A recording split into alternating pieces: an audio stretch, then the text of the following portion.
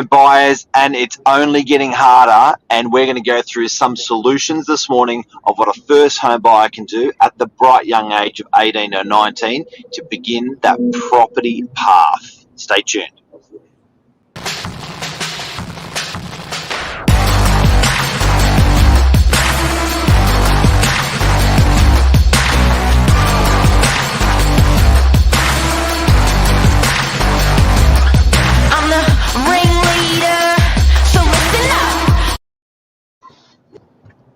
And action. Good morning, Mark. Sam, how are you, bud? I'm good, man. How's your Melbourne Cup yesterday? Yeah, I'm pretty good. Not as good as you on the dance floor, though. Jesus Christ. It's a secret. Jesus. Disco Sam here. What happens at the Melbourne Cup stays at the Melbourne Cup. Disco Sam is live this morning. Fun. For people that don't know, I went to Miramay Gardens with the team, and good fun. It was awesome. So yeah, Mark. This morning's topic, Sam. 18 years old, looking to buy. What to do? Buying 101. Yeah. Tips with the expert. And the question, it seems to be something that a lot of the 18, 19, 20-year-old crew in the office are stinging to know and are always asking around colleagues in the office, and particularly being in real estate. I think a lot of the it's just a question on everyone's lips, and we thought we'd go through because a bit of that Q&A, typical questions of what you would ask Sam, an 18, 19-year-old would ask, and typical answers the older guys are giving them, in the office of, you got to do this and you got to do that. Let's go. Yeah, let's get into Sam, it. So talk to me. Best way to save. Best way to save would be for your first home property would be to start small and don't kill yourself. So I think the problem is when as an 18, 19-year-old, you sort of think you got to save half or 2/3 of your wage, and it's so painful, and you're not having fun at all that you just quit it. And it would be a better attitude to say, I'm just going to do 50 a week for my property, and then after 6 months where you go, shit, that was easy, I can probably do a little bit more. How good's this? I've got a bit of a nest egg. Crank it up. You know what I mean? Crank it up to whatever makes you comfortable. But certainly I think it's build on your savings, and don't sort of decide to save 1 week and don't save the next. I think when you're saving for your first home, it's got to be small, it's got to be gradual, and if you can afford to increase that and still have fun, it's good. Yeah, cool. Just looking at the comments, we've got Luke saying save, save, save. 2-minute noodles, go hard. Is that what you did, Mark? Your first place? I think I was different because I sort of put my body on the line pretty hard at 18, so I'm probably not a good example because I broke all the rules. Yeah. So anywhere I could get money from, family, friends. I shouldn't say it. I won't. It's bad advice to say. High interest debt, where I got that from. But at buying a property at 18, it was probably a bit bullish. Yeah. No, it's tough. 18-year-olds nowadays, I've spoken to a lot of my mates, and they don't realise how long the process is to save up for that deposit and get everything sorted. So it's interesting. Another question: does it matter where you buy in, ideally, or is it more so just try and get in quick before prices increase, especially in the northern beaches? I think the biggest lesson is supply is the enemy of capital growth.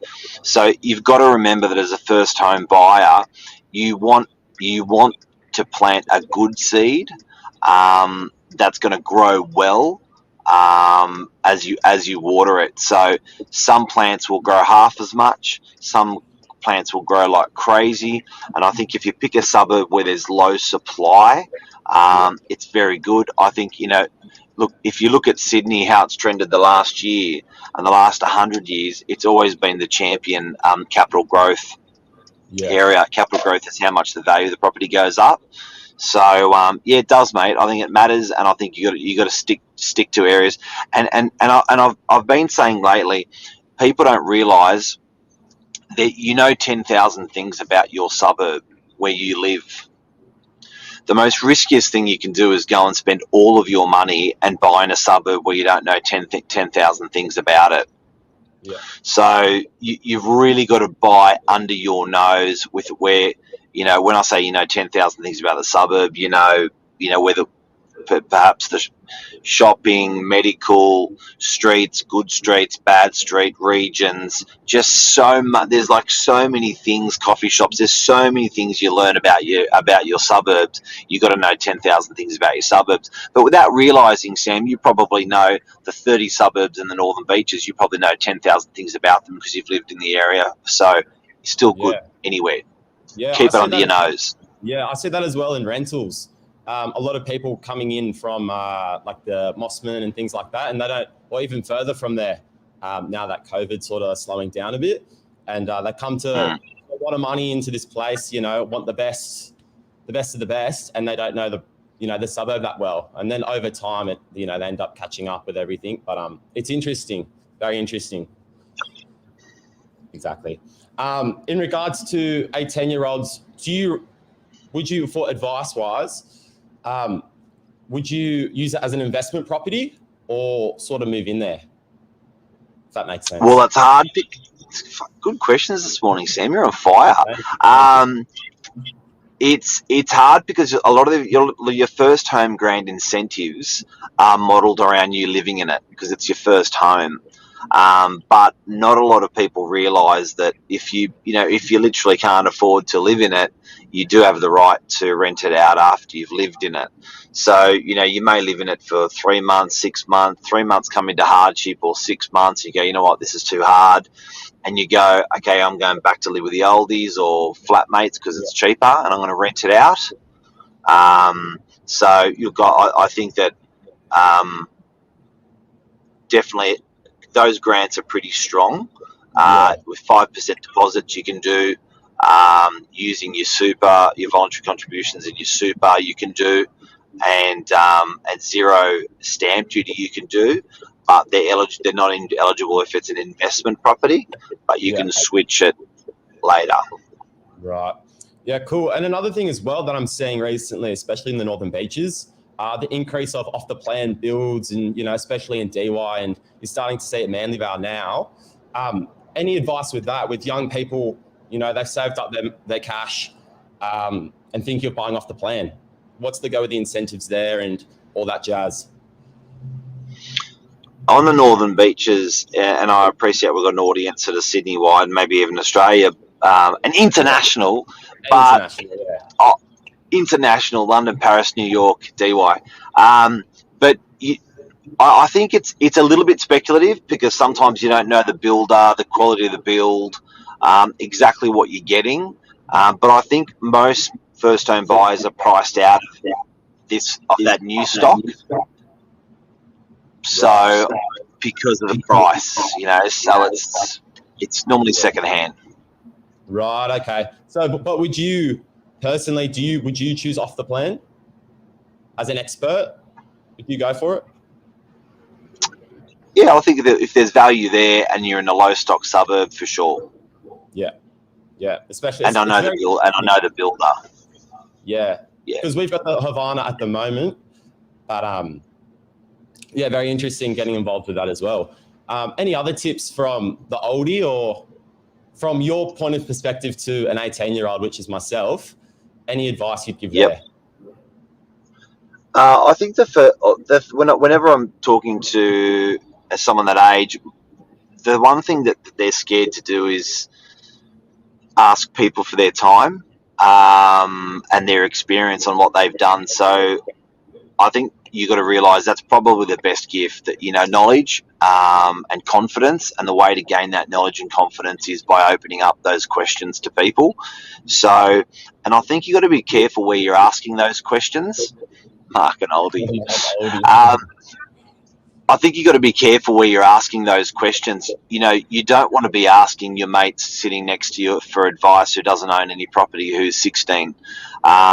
You know, you want to be asking people that have done particularly well in property or finance and things like that, and make sure you know we're getting advice from. But the first cab off the rank is ask for a referral for a mortgage broker, somebody good that cares, that wants to help, and get opposite that mortgage broker. And they, even if you don't have the money, this is an interesting one. They are a free service, a mortgage broker. But even if you don't have the money, let them build a model that you can work to.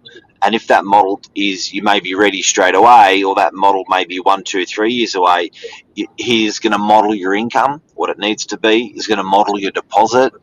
He's going to model what sort of purchase price, you know, depending on the area that you're going for. So that modelling is absolutely necessary at that young age to say, okay, here are the goalposts. I'm going to go practice now. Because, you know, a lot of 18, 19-year-olds are just not on the wage to support that loan. But at least you know where you've got to be, what you've got to aspire to, and get things cracking. Yeah, cool. Interesting. Another thing as well, what's for the people that don't know, what's the go with, just say you're 18, 19, 20 years old, don't have a lot of money, but the parents have a good income, and that, you know, they're looking to purchase a property for, or help with the purchasing of a property for their daughter or son or child. What's the go with that? So there's two ways. There's two things that the banks will look at when they're lending money that they're worried about you as an 18-year-old, 19-year-old, 20-year-old, any age. They're worried about income. Can you actually support? Can you support that mortgage like year in, year out, month in, month out? And they worry about equity. So they're worried about their sell-up risk. So when they sell you up because you stop paying the mortgage, are they going to get their money back?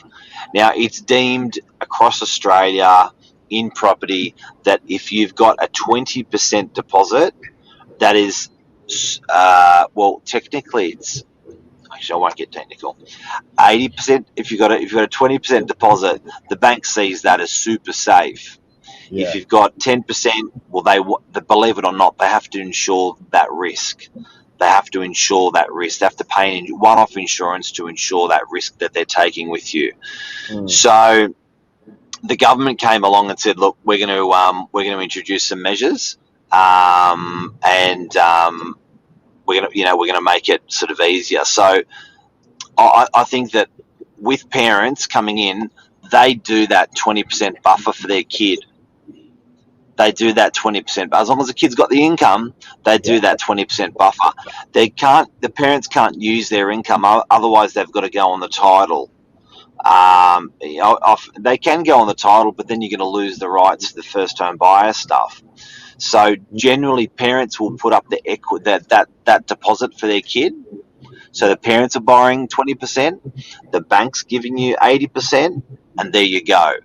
And then what the parents normally do is when that property value grows enough, the parents take that 20% back off the table, and little Johnny has that property in his name. Has his beautiful apartment in DY. Yeah. Exactly. Amen. Too easy. That's it for this morning. Any other things, Mark? Just get started, guys. It's a great discipline to have. Unfortunately, as Australians, it's one that we probably all need to have. A roof over your head, compulsory savings called a mortgage, and it has been the biggest asset class in the country by a long shot. And property's been very kind to people for hundreds of years in Australia. So it's a good, honest thing to do. And Sam, like, the big message for 18, 19, 20-year-old first home buyers is have fun. It doesn't have to be it doesn't have to be like drilling it out, hardcore, stressed, and all that. Have that nice balance where you can still do the property, still do some holidays, still do family, still do work, and have a really good balance. Don't become too obsessive compulsive about buying that property and miss out on enjoying probably the best years of your life. As I've been told, it's myself. I've got a couple saved up, but not enough to get that deposit in. Maybe in the near future. Sorry, but we'll just see how it goes. Yep. And buddy, thanks for this morning. You're bang on with some of the stuff you asked, and it's true emotions that people are feeling at your age and true questions, and hopefully we help someone today. Exactly. So easy. Take care, Mark. Thanks, bud. Take care. See ya.